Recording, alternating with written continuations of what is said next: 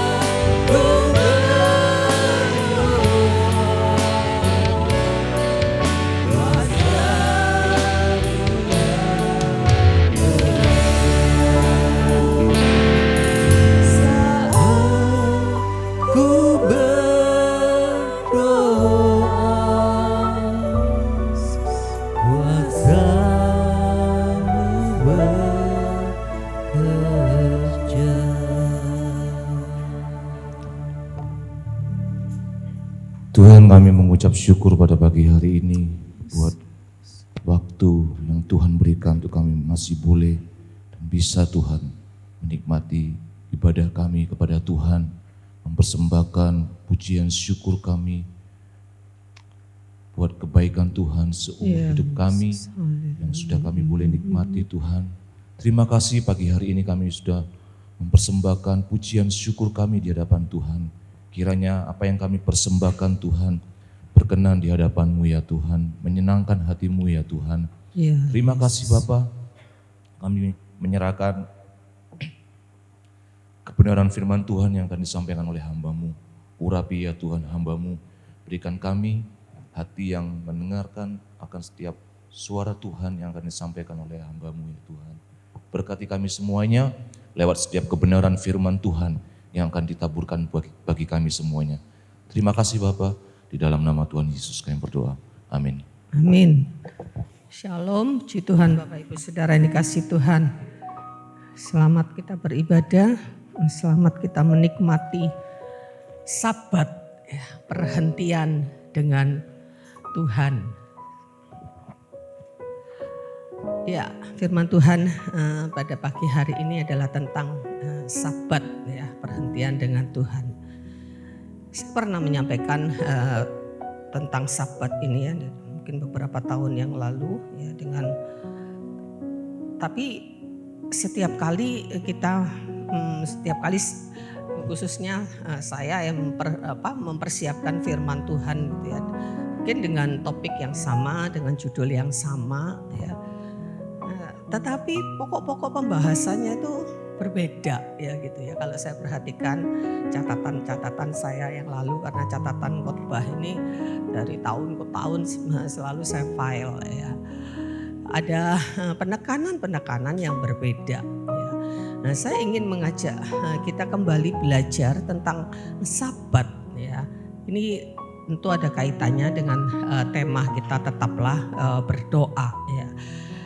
Kita akan membaca ayatnya dari Keluaran pasal yang ke-20 ayat 8 sampai 11. Tentu ayat ini tidak asing bagi kita ya, karena ini adalah bagian dari 10 perintah yang Tuhan berikan kepada bangsa Israel. Dan perintah tentang Sabat itu cukup rinci, cukup panjang ya, mencakup 3 ayat ya. Ada yang hanya 1 ayat, ada yang hanya 2 ayat gitu ya.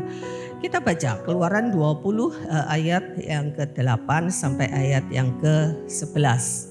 Kita baca sama-sama ya, bisa lihat ya di layar ya. Oke, kita baca sama-sama ayat yang ke-8, 1, 2, 3. Ingatlah dan kuduskanlah hari Sabat. 6 hari lamanya engkau akan bekerja dan melakukan segala pekerjaanmu. Tetapi hari ke-7 adalah hari Sabat Tuhan Allahmu.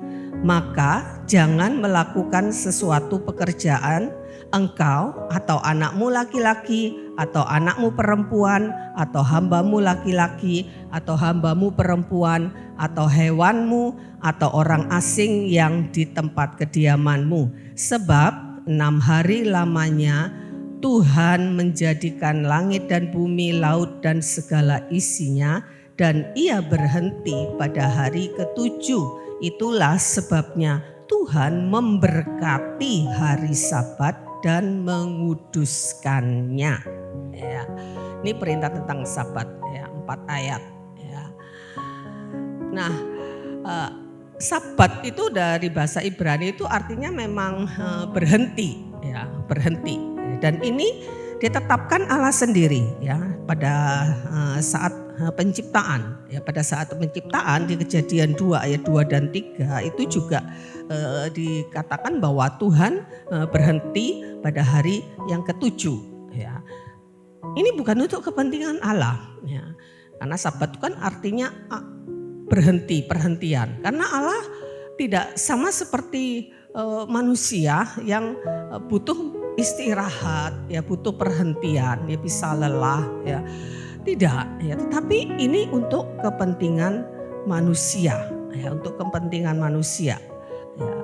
Dan ini karena penting bagi umat pilihannya, makanya Allah menetapkan apa yang sudah Dia tetapkan pada saat penciptaan itu kemudian dilanjutkan kepada perintah kepada bangsa Israel khususnya, dan masuk di dalam 10 perintah Allah menetapkan ya Sabat, yaitu sebagai hukum wajib ya bagi umat Israel pada saat itu. Ya, ini tercantum dari ayat yang kita baca tadi. Ya, kitab Keluaran ini mulai berbicara tentang bagaimana Allah bekerja dalam kehidupan umat Israel, mulai membebaskan mereka ya, dari perbudakan Mesir, kemudian Tuhan menyediakan satu tanah perjanjian.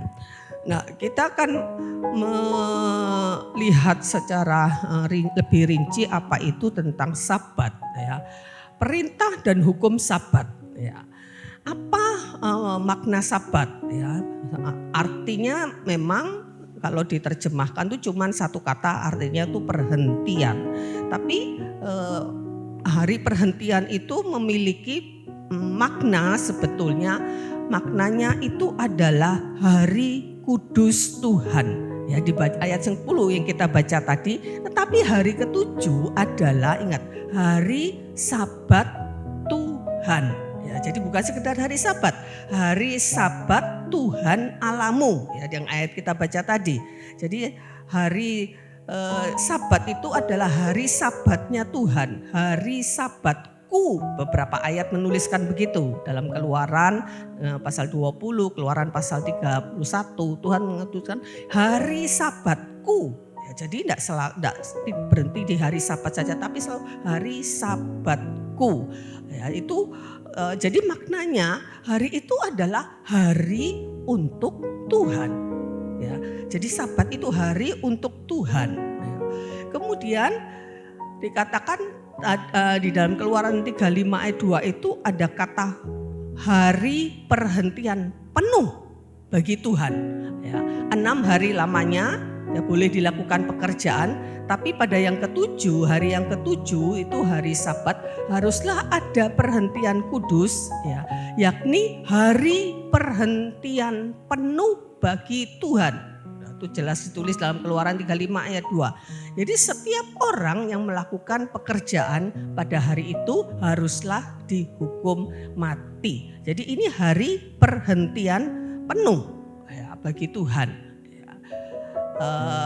Entah pada zaman awal-awal itu nama-nama hari itu mungkin ya ada ya nama-nama hari ya. Kalau kita sekarang mengenalnya hari Senin ya sampai hari Minggu dan semua sepakat ya menjadikan hari Minggu itu menjadi seperti hari Sabat, hari libur ya. Bahkan ada yang kantor-kantor ya, sekolah yang dari hari Sabtu sudah libur ya.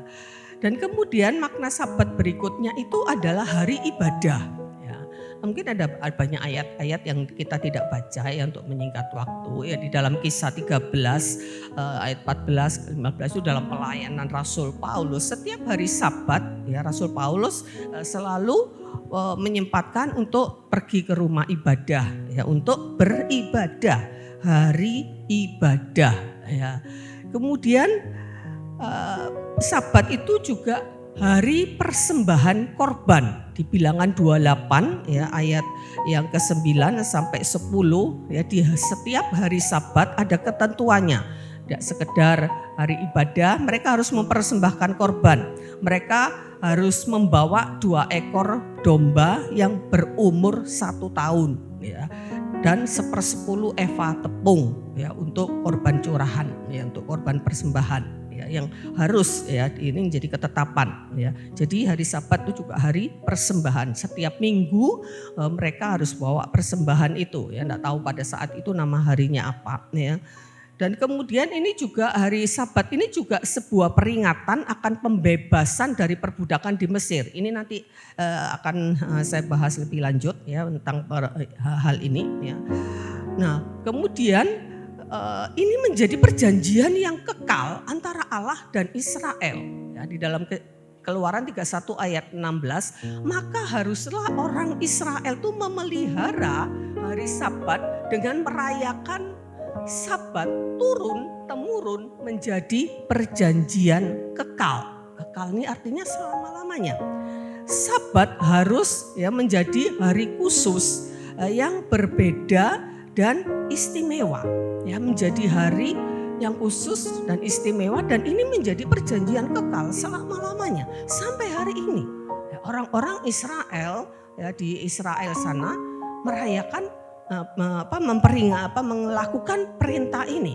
Ya, waktu saya ke Israel ya beberapa tahun yang lalu, pas hari Sabat ya, kebetulan hari Sabat itu kami pas di Yerusalem ya, pas ada di Yerusalem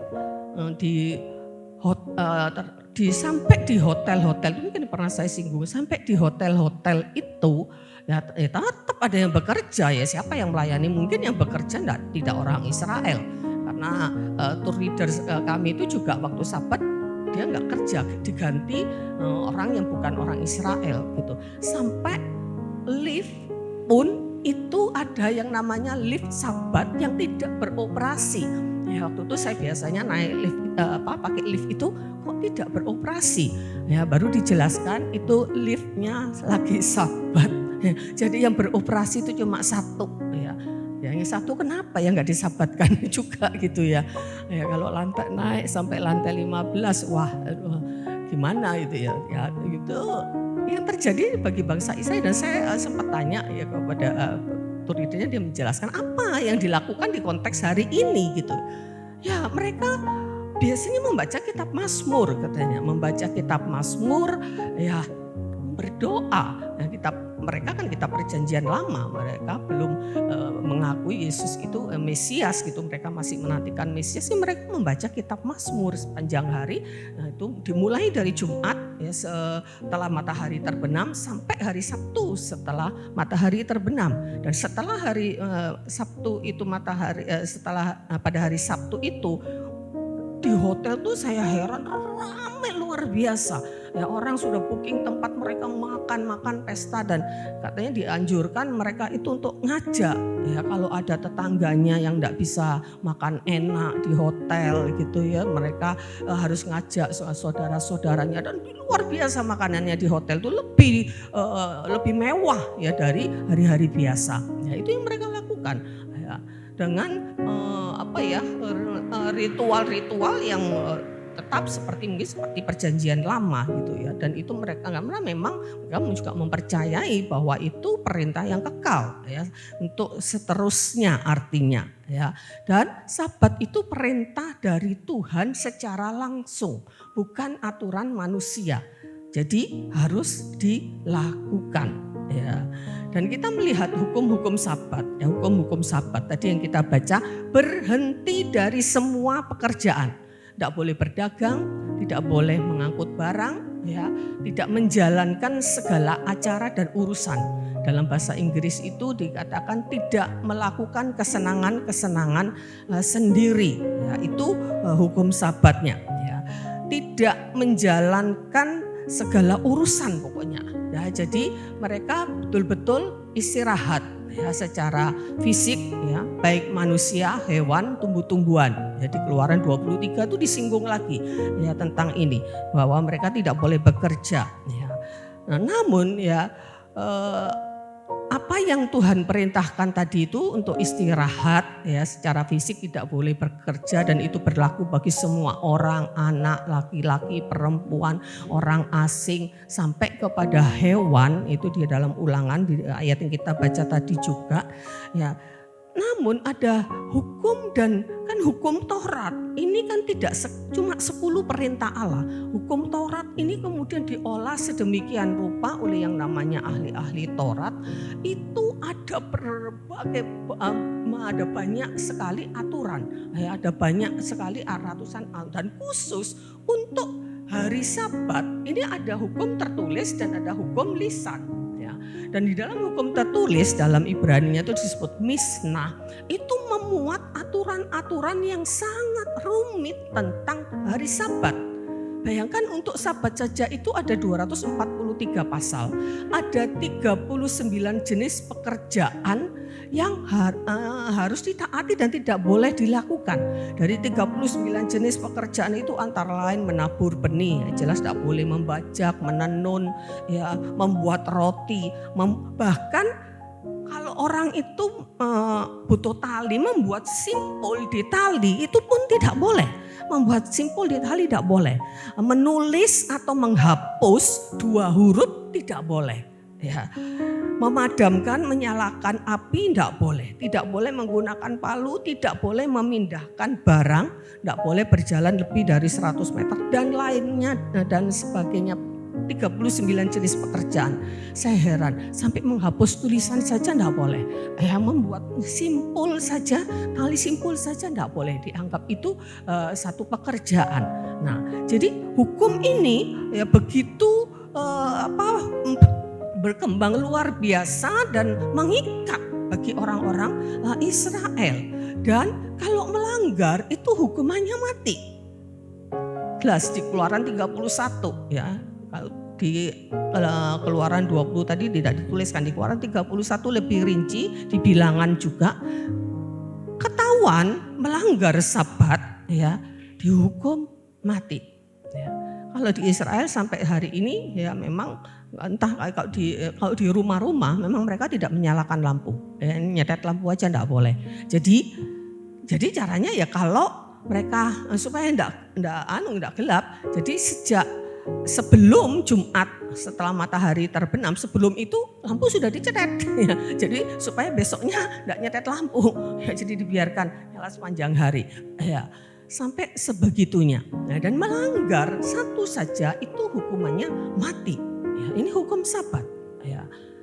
Tetapi ada berkat ya, itu mungkin saya kurang satu poin, saya tadi baru ingat ya setelah di sini ya, bahwa ada berkat ya. Di ayat yang kita baca di Keluaran 20 tadi kan di bagian ayat 11 dikatakan Tuhan memberkati.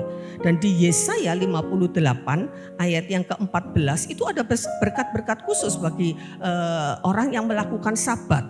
Katakan aku akan membuat engkau melintasi puncak bukit-bukit, engkau akan bersenang-senang, aku akan memberi makan engkau dari milik pusaka Yakub ya, dan sebagainya. Ada berkatnya juga kalau mereka melakukan. Berkatnya langsung dari Tuhan, tidak dari ahli-ahli Taurat, itu enggak. Ya, ahli-ahli Taurat tidak menyediakan berkat diberikan berkat berlimpah-limpah makanan, dikasih bagi-bagi, enggak juga ya. Tapi mereka menetapkan hukum ya, menetapkan hukum bagi pelanggaran. Jadi kalau pelanggaran benar-benar dihukum mati ya. Sabatnya itu sampai itu Sabat harian ya, Sabat harian mingguan ya, setiap 6 hari kerja berhenti 1 hari. Ya, ada Sabat tahunan juga ya, tapi ini menurut penafsiran beberapa ahli tidak sampai terlaksana. Ya, setelah mereka masuk tanah perjanjian ada hukumnya. Ladang-ladang boleh ditanami, boleh ditanami untuk diambil hasilnya hanya 6 tahun. 1 tahun itu tidak boleh ditanami sama sekali. Lalu mereka makan apa? Dikatakan Tuhan akan memberkati tahun ke-6. Ya, jadi setiap tahun ke-6 Tuhan itu memberkati 3 kali lipat. Karena tahun ke-7 tanah-tanah tidak boleh ditanami, mereka makan hasil dari tahun ke-6. Dan tahun yang berikutnya setelah tahun ke-7 mulai dihitung 1 tahun pertama lagi itu kan belum menghasilkan. Itu Tuhan sediakan berkat. Ya, itu berkat sampai 7 kali 7 tahun, itu kemudian tahun ke-50 itu disebut tahun Yobel. Ya, itu terjadi pembebasan tanah, ladang tanah-tanah yang sudah dibeli harus dikembalikan kepada pemiliknya, budak-budak harus dilepaskan. Itu hari-hari sukacita. Ya, tapi menurut beberapa penafsir itu mereka tidak pernah mengalami itu namanya tahun Yobel ya, karena tidak dilakukan dengan sampai seperti itu ya untuk Sabat tahunan ini. Tapi Sabat harian, Sabat mingguan, mereka ketat melakukannya sampai hari ini. Nah, kemudian di bagian berikutnya saya ingin masuk di Perjanjian Baru, Yesus Tuhan atas hari Sabat ya. Di dalam beberapa Injil itu dikatakan Yesus itu beberapa kali melanggar saya beri tanda kutip, melanggar hukum Sabat ya. Dalam ayat-ayat itu beberapa kali Yesus menyembuhkan orang pada hari Sabat, dan itu dianggap melanggar hukum Sabat oleh orang Yahudi. Dan orang-orang Yahudi memang berusaha untuk membunuh Yesus. Sebelum Yesus mati disalib, orang-orang Yahudi itu berusaha ya, tetapi bukan rencana Tuhan, itu bukan rencana Tuhan, dan Yesus ya lolos ya dari ancaman mereka ya. Tidak boleh menyembuhkan orang pada hari Sabat. Mereka katakan kan ada hari lain ya. Terus kemudian juga Tuhan memetik gandum bersama murid-muridnya ketika hari Sabat. Hukum di Yahudi itu kalau mereka punya ladang gandum dan ada orang asing, orang lewat, cuma mereka metik, itu tidak dianggap mencuri. Mereka boleh ya metik itu asal nggak dipanen gitu ya. Kalau mereka metik hanya untuk kebutuhan karena lapar, orang-orang asing dalam perjalanan, itu hukumnya halal gitu ya. Dan beberapa murid memetik gandum ya pada hari Sabat ya, dan itu dianggap juga melanggar Sabat ya. Tapi apakah Yesus melanggar perintah Allah? Pastinya tidak. Yesus tidak melanggar perintah Allah, tapi Yesus justru ingin mengembalikan makna Sabat yang sesungguhnya, yaitu yang sesuai dengan maksud Allah. Makna karena sudah menyimpang dari maksud Allah. Makna Sabat yang dipraktekkan oleh orang-orang Yahudi pada zaman itu sudah menyimpang dari maksud yang sebenarnya ya, bahwa hari Sabat itu maksud Allah diciptakan untuk manusia, bukan manusia untuk hari Sabat ya. Di dalam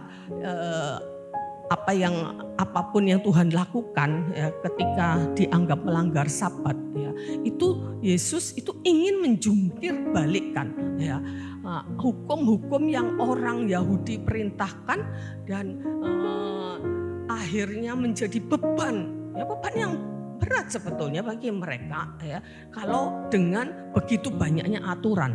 Mungkin sekarang tidak seketat itu ya, dengan berapa ratus pasal dengan 39 jenis pekerjaan, sehingga akhirnya bukan lagi Sabat untuk manusia, tetapi manusia menjadi budak dari hari Sabat ya. Di dalam Markus 2 ayat 27-28 ya, lalu kata Yesus kepada mereka, hari Sabat diadakan untuk manusia dan bukan manusia untuk hari Sabat. Jadi anak manusia adalah juga Tuhan atas hari Sabat. Nah, itu Yesus mengklaim dirinya bahwa dia adalah Tuhan atas hari Sabat.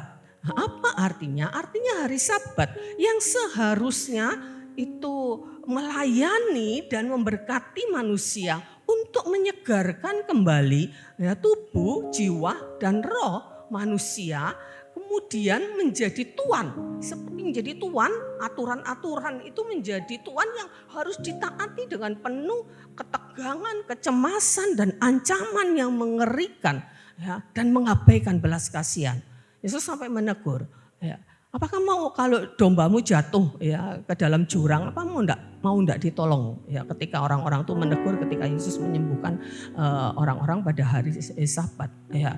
Mereka mengabaikan segala belas kasihan ya dengan hukum ya.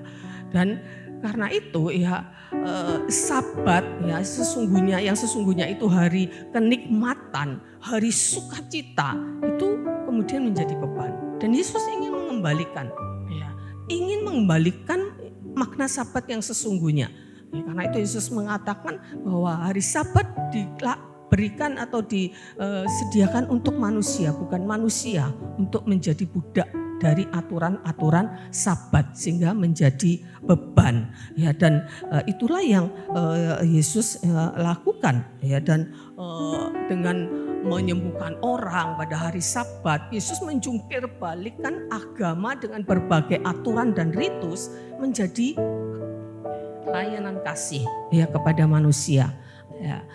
Menjadi praktek-praktek kasih yang Yesus lakukan ya, bahkan pada hari Sabat. Dan tentu ini tidak melanggar hukum Allah ya, karena hukum Allah Sabat itu memberikan hari kesenangan, hari kenikmatan, hari yang penuh membawa perhentian, membawa damai sejahtera dan sukacita. Ya, itu yang ingin Yesus katakan. Jadi Yesus Tuhan atas hari Sabat itu ingin membebaskan dari semua ritual agamawi yang hanya dilakukan demi peraturan. Ya, bukan untuk Tuhan lagi. Ya, hanya karena mereka melakukannya hanya karena aturan. Ya, takut dihukum. Ya, takut dihukum mati. Ya, mereka melakukannya bukan untuk Tuhan. Ya, jadi itulah sebabnya Yesus ingin menjungkir balikkan makna Sabat itu dengan sepertinya melanggar ya peraturan hari Sabat ya. Untuk mengembalikan makna Sabat yang sesungguhnya. Nah, kita akan masuk di bagian berikutnya, bagaimana makna Sabat, bagaimana kita melakukan Sabat hari ini.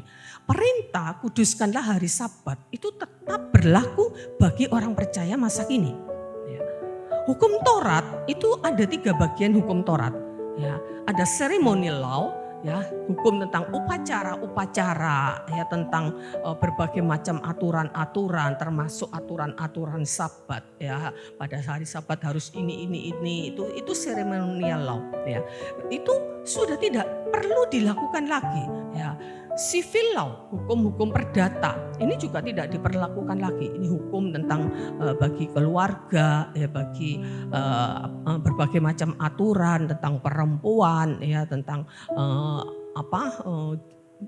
janda-janda, tentang anak gadis, ya, dan sebagainya. Hukum tentang kalau orang itu merugikan orang, ya, dan civil law ini juga tidak perlu dilakukan lagi.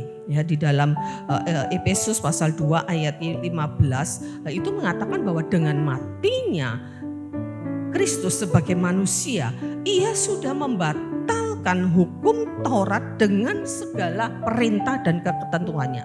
Ya. Ini ceremonial law dan civil law. Sudah dibatalkan dengan kematian Kristus. Yesus sudah membatalkan segala peraturan hukum Taurat. Ya. Namun moral law, ya termasuk ini 10 perintah Allah, ya itu tetap berlaku. Ya, tetap berlaku, tidak boleh membunuh, tidak boleh mencuri, jangan menginginkan barang sesama, ya, menghormati orang tua, ya, ini tetap berlaku. Ya, dan ini yang betul menjadi perintah Allah secara langsung. Ini tetap berlaku, tetapi bukan lagi menjadi syarat untuk kita diselamatkan, melainkan karena kita sudah dimerdekakan di dalam Kristus dan dimampukan untuk melakukannya dengan penuh ucapan syukur. Ya, di dalam Kolose 2 ayat 14 itu dikatakan kita sudah dibebaskan dari hutang dosa, ya, dan kita tetap punya kewajiban untuk berbuat baik setelah kita diselamatkan. Bukan kewajiban sebetulnya, tetapi hakikat kita yang berubah. Kita menjadi orang baik, orang yang sudah dibenarkan, orang yang sudah mengalami pembenaran, ya, justification. Ya, kita sudah dibebaskan, ya, dari segala ini. Kita melakukan segala sesuatunya. Kita bersikap baik, kita berbuat baik, ya. Bukan karena kita harus berbuat baik, tetapi karena kita orang baik. Bisa paham ya perbedaannya, ya. Jadi kita berbuat baik, melakukan kebenaran, ya. Bukan supaya kita, ya, diselamatkan, bukan supaya kita tidak berdosa, tetapi karena kita sudah menjadi orang benar. Karena kita memang orang baik, ya, yang dilakukannya ya tentu hal-hal yang baik. Ya, tapi tidak bisa dipungkiri, ya, tentu kita masih bisa, ya, jatuh ke dalam dosa. Tapi darah Kristus, pengampunan Kristus berlaku sama dan status kita tetap, ya, sejak kita percaya menerima Yesus Kristus, ya, itu status kita sudah menjadi orang-orang benar karena kita diselamatkan bukan karena perbuatan, ya. Efesus 2 ayat 8 dan 9. Nah, kamu diselamatkan, ya, bukan karena berbuat baik, bukan karena perbuatanmu, semata-mata karena kasih karunia Tuhan. Jadi kalau kita kemudian harus melakukan perbuatan-perbuatan baik, ya karena memang kita ini adalah orang-orang yang benar. Kita harus berbuat benar karena kita orang-orang benar, bukan manusia berdosa lagi. Ya, jadi di bagian ini kita harus tetap perintah Allah itu tetap berlaku, ya termasuk perintah untuk kita menguduskan hari Sabat, ya. Tapi Yesus ingin kita melakukan Sabat dengan sesungguhnya, ya sesungguhnya perhentian bersama dengan Tuhan, perhentian untuk Tuhan. Ingat ayat yang kita baca tadi, Sabat itu Sabat untuk Tuhan, hari perhentian bersama dan untuk Tuhan, ya. Bukan libur kerja setiap hari Minggu, sekalipun setiap minggu aturan pemerintah juga semuanya libur, ya. Tetapi itu bukan makna Sabat, ya libur kerja, ya sekalipun kita kerja dan hanya istirahat tubuh, ya tidak. Tetapi Sabat itu mencakup, ya seluruh aspek kehidupan kita secara utuh, tidak hanya tubuh kita. Hari ibadah, ya hari ibadah, ya. Apakah ibadah di hari Minggu menjadi hari yang menyenangkan karena Sabat itu hari sukacita loh, ya. Hari kesenangan yang Tuhan sediakan, atau justru jadi beban bagi Bapak Ibu. Aduh, mesti ke gereja nih. Mari kita memaknai Sabat, ya hari di mana kita ibadah, ya karena ini bagian ya dari yang Tuhan kehendaki untuk kita bisa beribadah, ya. Di Ibrani 10 ayat 25 dikatakan janganlah meninggalkan pertemuan-pertemuan ibadah, ya. Nggak boleh meninggalkan pertemuan-pertemuan ibadah, ya. Sabat ini hari Minggu ini hari ibadah, ya. Jadi mari kita melakukannya, ya di hari Minggu ini, ya. Cuma 2 jam, ya. Pada konteks zaman dulu itu full 24 jam sejak Jumat, ya sejak Jumat setelah matahari terbenam, ya. Kita tidak sampai 2 jam, mungkin 2 jam, ya. Tapi seringkali kita mengabaikan, melalaikan, ya. Kita lihat di bagian berikutnya ada bagian ini. Dan ini bukanlah ritual agamawi, ya, tetapi untuk Tuhan, ya kita artinya berdoa, menyembah Tuhan dan di dalam roh dan kebenaran. Ya, Yohanes 4 ayat 24, barang siapa menyembah aku, hendaklah menyembah di dalam roh dan kebenaran.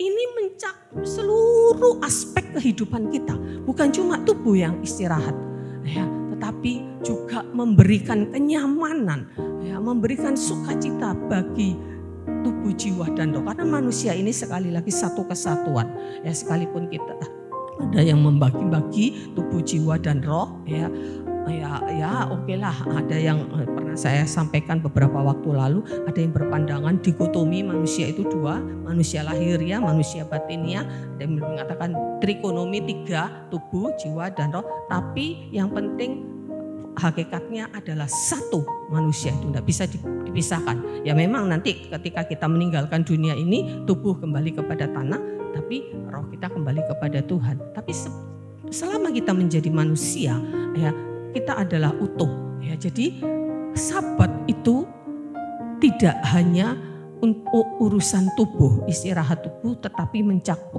keseluruhan aspek kehidupan kita. Nah, sehingga kita harus juga tetap berdoa, ya tetap berdoa di sini. Tidak dibatasi waktu, tempat dan sikon, ya.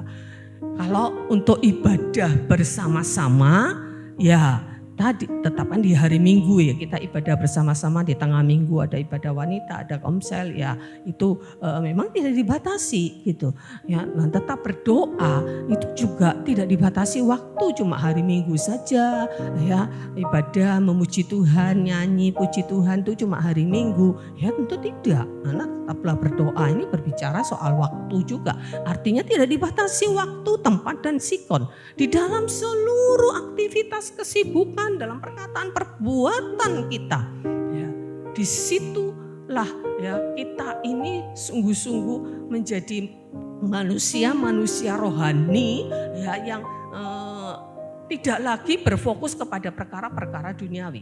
Jadi di dalam seluruh aspek kehidupan kita, di dalam pekerjaan kita sehari-hari, ya kita kerja, sekali lagi saya ingatkan, ya Bapak Ibu bekerja jangan untuk cari nafkah, jangan untuk cari duit. Ya karena berkat itu nanti datangnya dari Tuhan. Ya Ibu cari duit, kalau Tuhan tidak menyediakan, dikatakan Tuhan memberkati anak-anaknya, orangnya selagi orang itu masih tidur. Ya Mazmur 127 atau 128, ya selagi masih tidur. Jadi Enggak usah dicari-cari karena itu berkat dari Tuhan, sudah disediakan oleh Tuhan. Ya, kita bekerja itu artinya kita tinggal mengambil apa yang sudah Tuhan sediakan. Kalau Tuhan tidak sediakan, biar kamu duduk-duduk sampai jauh malam, ya kata firman Tuhan, sia-sia, ya sia-sia kalau tidak ada berkat Tuhan. Jadi konsep kita bekerja bukan cari nafkah, bukan cari uang, karena nafkah, makan, minum sudah disediakan, dijamin Tuhan.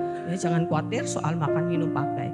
Ya, konsep kita bekerja, nah, seluruh aspek kehidupan kita semuanya adalah untuk Tuhan, untuk memuliakan Tuhan. Bahkan seringkali saya singgung 1 Korintus 10 ayat 31, makan minum saja adalah harus untuk kemuliaan Tuhan. Ya, itu kan harus kita pahami. Jadi hidup kita ini sepenuhnya adalah dalam urusan kita itu dengan Tuhan. Ya, sekalipun kita punya atasan di dalam pekerjaan, kita punya urusan dengan sesama kita, tapi urusan utama kita, ya, karena itu Kolose 3 ayat 23 mengatakan, ya, apapun yang kamu lakukan untuk Tuhan, ya, bukan untuk manusia. Ya, kita harus taat. Kalau kita punya atasan, ya kita harus bekerja untuk atasan, ya kita harus loyal gitu ya. Tapi tidak berhenti sampai di situ maksudnya. Ya, ada otoritas yang lebih tinggi yang lebih harus kita perhatikan, yaitu otoritas Tuhan. Jadi di dalam seluruh aktivitas dan kesibukan kita, ya, itu semuanya kita lakukan untuk Tuhan. Jadi sabat kita, ya, tidak dibatasi di hari Minggu, ya, untuk ibadah, tetapi di dalam seluruh aktivitas kita tetaplah berdoa. Ya. Di dalam terjemahan lama itu dikatakan berdoa dengan tidak berkeputusan, artinya tidak putus-putus berdoa. Ya, ya tentu ini dalam prakteknya ya tidak mudah memang ya, tapi ya ini kebenaran sebetulnya. Jadi di tengah pekerjaan, ya di tengah aktivitas kita, ya kita bisa berdoa, roh kita bisa terhubung dengan Tuhan. Sekalipun mungkin sikap tubuh kita ya tidak di dalam posisi berdoa mungkin, tapi roh kita bisa menyatu dengan Tuhan. Ya, karena Tuhan juga ada di dalam kita. Ya, jadi ini yang Tuhan inginkan. Ya, jadi bukan ritual, ya, bukan aturan, ya, tetapi sungguh-sungguh ya kita melakukannya di dalam roh dan kebenaran untuk Tuhan, ya, di dalam seluruh aspek kehidupan kita. Ya. Nah, kemudian ini yang saya ingin singgung sebenarnya yang apa dituliskan di Ulangan 5 ayat yang ke-15 itu, ya sebab haruslah kau ingat bahwa engkau pun dahulu budak di tanah Mesir dan engkau dibawa keluar dari sana oleh Tuhan Allahmu dengan tangan yang kuat, lengan yang teracung. Itulah sebabnya Tuhan Allahmu memerintahkan engkau merayakan hari Sabat. Jadi di sini Sabat itu dikaitkan dengan keluarnya bangsa Israel dari Mesir menuju ke tanah perjanjian. Semua orang Israel kurang lebih 2 juta pada saat keluar dari Mesir itu. Ya. Jadi Allah mengaitkan Sabat itu dengan pembebasan bangsa Israel yang identik dengan perbudakan untuk masuk ke dalam tempat perhentian, ya, ke tanah perjanjian dan mengkhususkan mereka bagi Tuhan. Mesir ini menggambarkan kehidupan dunia yang penuh dengan perbudakan, tekanan, kesusahan, dan penderitaan. Itu di Mesir mereka. Ya, dan ini sama Tuhan dikaitkan dengan Sabat. Jadi ketika mereka dijanjikan tanah perjanjian, itu Tuhan inginkan mereka menikmati Sabat itu di tanah perjanjian. Karena itu ada hukum Sabat itu, ada Sabat mingguan, ya ada Sabat tahunan. Karena sepanjang hidup mereka di tanah perjanjian itu rancangan Tuhan adalah untuk mereka menikmati perhentian dengan Tuhan. Tetap mereka harus menabur, ya, tapi Tuhan menyediakan tanah yang berlimpah-limpah susu dan madunya, tanah yang luar biasa. Ya, sungguhnya Israel itu tanah Kanaan yang dijanjikan Tuhan kepada bangsa Israel itu subur luar biasa. Ya, sampai hari ini pun ya Bapak Ibu yang pernah ke sana mungkin melihat tanah Israel itu subur luar biasa. Ya, pertanian di sana bagus ya. Itu untuk menjaga, mereka tetap harus menabur ya. Yang tidak menabur ya jangan berharap menuai. Tetapi semua berkat itu, berkat Sabat itu disediakan oleh Tuhan. Nah, di dalam kehidupan baru kita di dalam Kristus, ini juga adalah Sabat. Kita dibebaskan dari segala perbudakan dosa yang menekan manusia, ya, dan segala kelelahan duniawi, ya. Bukan hanya Sabat perhentian yang hanya sehari dalam sepekan, ya, tidak. Jadi sekali lagi Sabat kita bukan cuma hari Minggu, ya, tetapi pembebasan kita dari segala kutuk hukum dosa, hukum maut. Kita sudah dibebaskan, ya, dan kita ini sudah, kalau bangsa Israel itu sebenarnya sudah masuk di tanah perjanjian. Sayangnya karena ketegaran, kedegilan hati mereka, tegar tengkuknya mereka, ya, mereka yang keluar dari Mesir, ya, itu tidak ada yang masuk tanah Kanaan, ya. Mereka semua mati di padang gurun. Yang masuk ke tanah perjanjian itu hanya anak-anak yang dilahirkan di padang gurun. Ya, dan Tuhan putar-putar mereka sampai 40 tahun karena kedegilan hati mereka. Nah, berkali-kali, ya, di 1 Korintus 10 itu Tuhan, mereka berkali-kali mencobai Tuhan. Ya, berkali-kali mereka beralih kepada Allah-Allah kafir di mana mereka, tempat-tempat yang mereka lewati. Ya, mereka melewati tanah orang Sidon, mereka ikut menyembah di sana. Melewati tanah orang Moab, mereka ikut menyembahan kepada dewanya orang Moab. Ya, itulah, ya. Dan Tuhan ingin memberikan pembebasan kepada kita juga. Konteksnya memang berbeda, ya, dengan bangsa Israel yang diperbudak, ya, secara hukum gitu. Mereka diperbudak oleh pemerintahan Mesir, ditekan sedemikian rupa, mereka dijadikan budak, ya, yang melebihi budak dari orang Mesir asli. Mereka ditekan sedemikian rupa, ya, dan Tuhan ingin memberikan pembebasan. Demikian juga dalam kehidupan kita. Ya, Tuhan ingin memberikan kepada kita perhentian seumur hidup di dalam ketenangan dan damai sejahtera bersama Tuhan sejak di dunia ini sampai nanti kita menikmati perhentian kekal. Jadi surga, perhentian itu kita nikmati, ya, sukacita surga itu kita nikmati tidak hanya nanti di surga tapi hari ini. Bapak Ibu mau menikmati itu hari ini? Apa mau capek, ya, mau lelah, ya, mari kepadaku semua yang letih lesu berbeban berat, aku akan memberikan kelegaan. Tuhan akan menyediakan Sabat, ya, bagi kita semua, ya.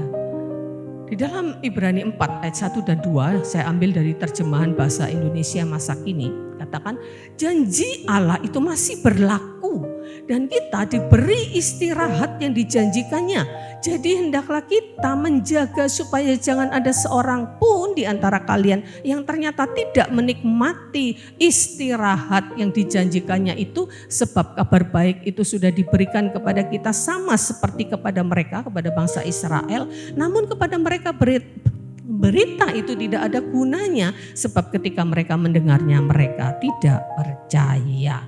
Ya, inilah bangsa Israel. Kita harus berbeda. Nah, kita bagian terakhir dengan cepat, ya, penghalang. Orang sulit, ya, menghidupi atau melakukan Sabat yang sesungguhnya seperti yang Tuhan mau. Karena apa? Itu dia tidak memahami makna Sabat yang sesungguhnya, makna Sabat yang benar, bahwa Sabat itu adalah hari waktu kesenangan, waktu sukacita, waktu pembebasan. Nah, kita membiarkan diri kita, ya, diperbudak oleh pekerjaan, diperbudak oleh kesibukan dan sebagainya. Ya, karena kita tidak memahami itu, bahwa sesungguhnya Sabat itu adalah hari perjumpaan dengan Tuhan, di mana kita bisa berjumpa Tuhan tidak hanya di hari Minggu. Hari Minggu ini kita merayakan bersama-sama saudara seiman, tapi di rumah kita bisa mengalami perjumpaan dengan Tuhan untuk memuaskan kebutuhan manusia rohani kita. Kita makan sehari mungkin 2 kali, 3 kali, ya, bagaimana dengan roh kita? Setiap hari juga harus dikasih makan, ya.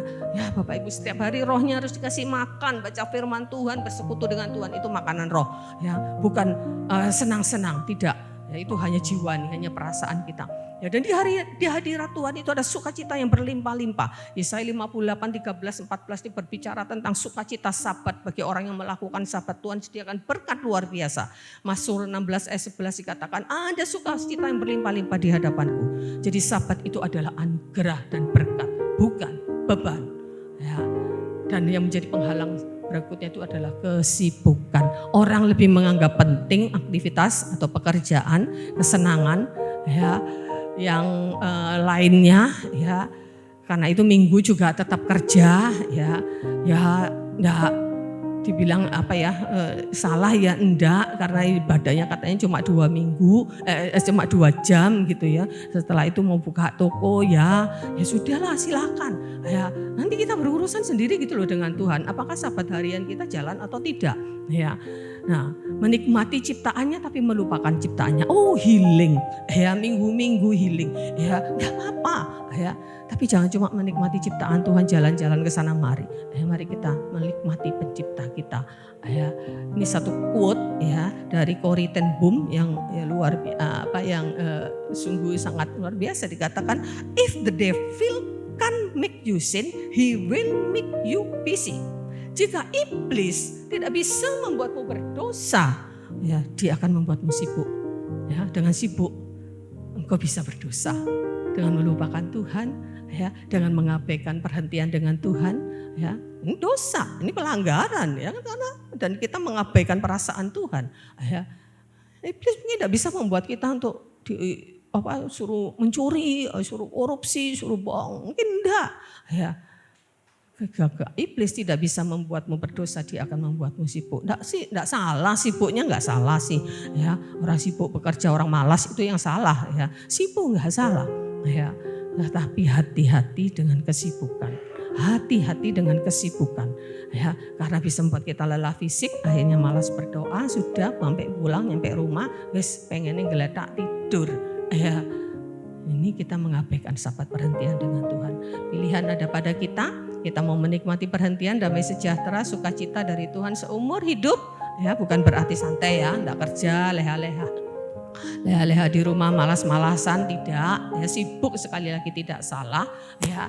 Atau mau sibuk yang sampai lelah, susah, tidak ada ketenangan, enggak ada waktu untuk Tuhan, bahkan sudah lupa ibadah, ya, mungkin enggak cuma berminggu-minggu, mungkin sudah berbulan-bulan, ada yang bertahun-tahun juga enggak ibadah, juga nyaman-nyaman saja, ya, tapi tidak dirasa bahwa itu adalah hal yang tidak berkenan kepada Tuhan.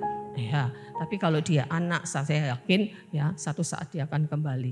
Ya, jadi Bapak Ibu Saudara yang dikasihi Tuhan, mari kita memahami sungguh-sungguh apa yang Tuhan mau dengan kehidupan kita. Kita ini dibebaskan dari perbudakan dosa, seperti kita keluar dari Mesir itu untuk menikmati Sabat. Jadi keperhentian kita, Sabat kita bukan cuma di hari Minggu, tetapi sepanjang umur hidup kita.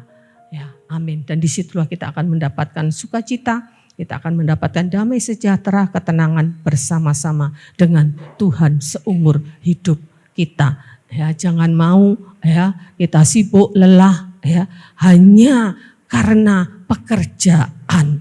Ya, tubuh lelah hanya karena pekerjaan. Ya, mari kita ngerti, pahami itu. Ya, bahwa kita dijadikan Tuhan untuk kita menikmati sukacita, dekat dengan Tuhan, merasakan ketenangan dengan Tuhan. Ya, amin. Bapak Ibu, apa mau capek, ya, stres, ya, depresi bahkan, ya. Tapi mari kita nikmati kehidupan kita di dalam Tuhan, ya, dalam sukacita dan ketenangan. Karena kita dekat dengan Tuhan, karena kita bersahabat setiap saat dengan Tuhan.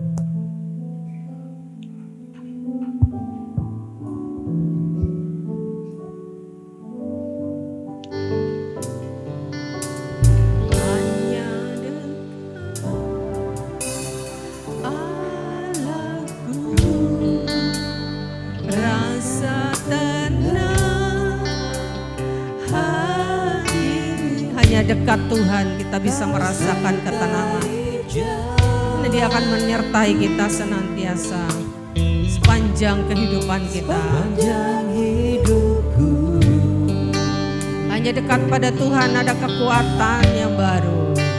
Hanya dekat padamu ada kekuatan.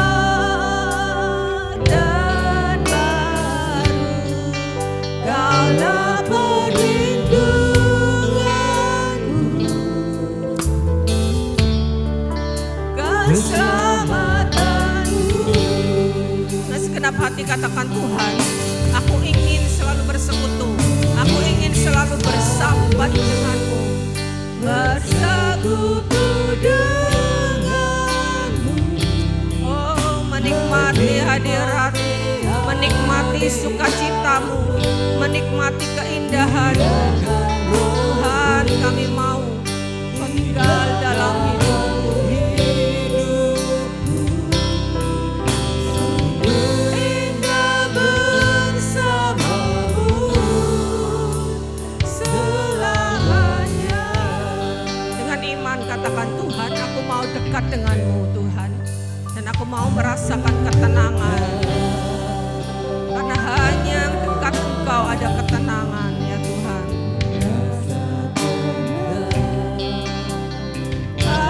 Hatiku Kau sertai jalanmu sepanjang hidupku. Hanya dekat padamu ada kekuatan.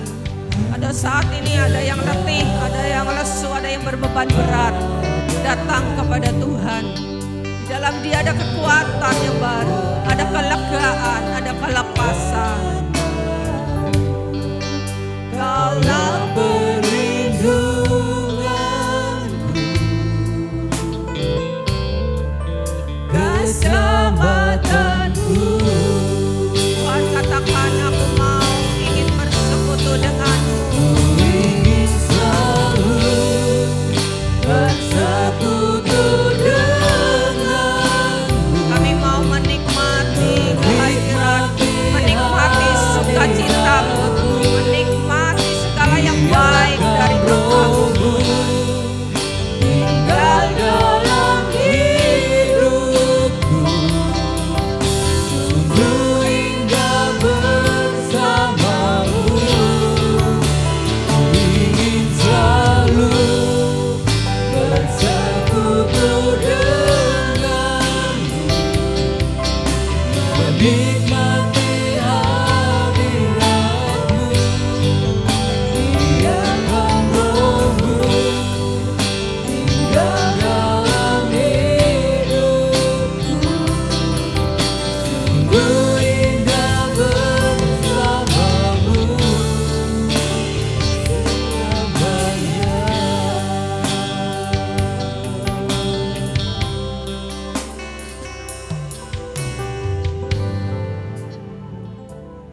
Sekali lagi kami mengucap syukur kepadamu ya Bapa yang mengasihi kami. Terima kasih untuk pemeliharaanmu dalam hidup kami. Kami bersyukur juga untuk kehadiranmu dan penyertaanmu dalam ibadah kami ya Tuhan. Kami bersyukur untuk semua berkat-berkat-Mu yang Kau limpahkan di tengah kami pada pagi hari ini ya Tuhan. Sekali lagi kami boleh menyerahkan diri kami kepadamu. Kau memberkati kami sekali lagi dengan kekuatan baru ya Tuhan. Dan biarlah kami boleh terus mengandalkan Engkau dalam menghadapi apapun dalam kehidupan ini. Tuhan, dalam pergumulan kami, dalam menanggung beban kami ya Tuhan. Berikanlah kekuatan, berikan hikmat kepada kami untuk menghadapi semua tantangan kehidupan ini. Menyelesaikan semua tugas kami dengan baik. Terima kasih Bapa, menyerahkan anak-anak kami dan seluruh keluarga kami dalam tangan-Mu. Berkatilah mereka ya Tuhan, berkati sekolah di mana mereka bersekolah. Tuhan berkati juga sekolah Bintang Harapan, jadi berkat bagi banyak orang. Inilah kami ya Tuhan, untuk menghadapi hari-hari yang akan datang. Kami butuh penyertaan-Mu, dan kami boleh terus melibatkan Engkau dalam segenap kehidupan kami. Terpujilah Engkau ya Bapa, berdoa juga supaya Tuhan melindungi, menjagai kami. Kami menyerahkan juga saudara-saudara kami yang sakit. Tuhan jamah mereka, nyatakan kuasa-Mu. Engkau Allah yang hidup, yang tidak pernah berubah, yang memberikan kesembuhan kepada mereka. Terpujilah Engkau ya Tuhan, menyerahkan sekali lagi kehidupan kami dalam tangan-Mu. Kami juga berdoa supaya sebentar acara kebersamaan yang akan kami lakukan boleh mengeratkan kami satu sama lain, karena sungguhnya kamilah bersaudara di dalam Engkau. Terpujilah Engkau ya Tuhan, serahkan seluruh keberadaan kami, menyerahkan hidup kami, menyerahkan ibadah kami pagi ini kepadamu. di dalam satu nama yang terhormat, nama Tuhan Yesus Kristus Juru Selamat kami. Bapa kami yang di surga, dikuduskanlah namamu. Datanglah kerajaan-Mu, jadilah kehendak-Mu di bumi seperti di surga. Berikanlah kami pada hari ini makan kami yang secukupnya. Dan ampunilah kami akan kesalahan kami, seperti kami juga mengampuni orang bersalah kepada kami. Dan jangan bawa kami ke dalam pencobaan, tapi lepaskanlah kami daripada yang jahat. Karena Engkau-Lah yang punya kerajaan, kuasa, kemuliaan, sampai selama-lamanya. Amin. Mari kita berkati Indonesia dan kata-kata iman kita. Di dalam nama Tuhan Yesus Kristus, diberkatilah Indonesia. Diberkatilah dengan keamanan. Diberkatilah dengan kedamaian. Diberkatilah dengan kesehatan. Diberkatilah dengan kemakmuran. Diberkatilah presiden dan pemimpin di daerah-daerah. Diberkatilah Kabupaten Probolinggo. Diberkatilah orang-orang percaya di Kabupaten Probolinggo. Amin. Sekarang saudara-saudara yang dikasihi Tuhan, terimalah berkat dari Bapa itu yang terus akan melimpah dalam kehidupanmu. Dilakukanlah apa yang baik dalam hidupmu. Dan Yesus Kristus dengan damai sejahteranya menyertai saudara sekalian. Roh Kudus akan menuntun, mengurapi, memakai saudara sekalian menjadi berkat bagi banyak orang. Di dalam nama Tuhan Yesus Kristus. Amin.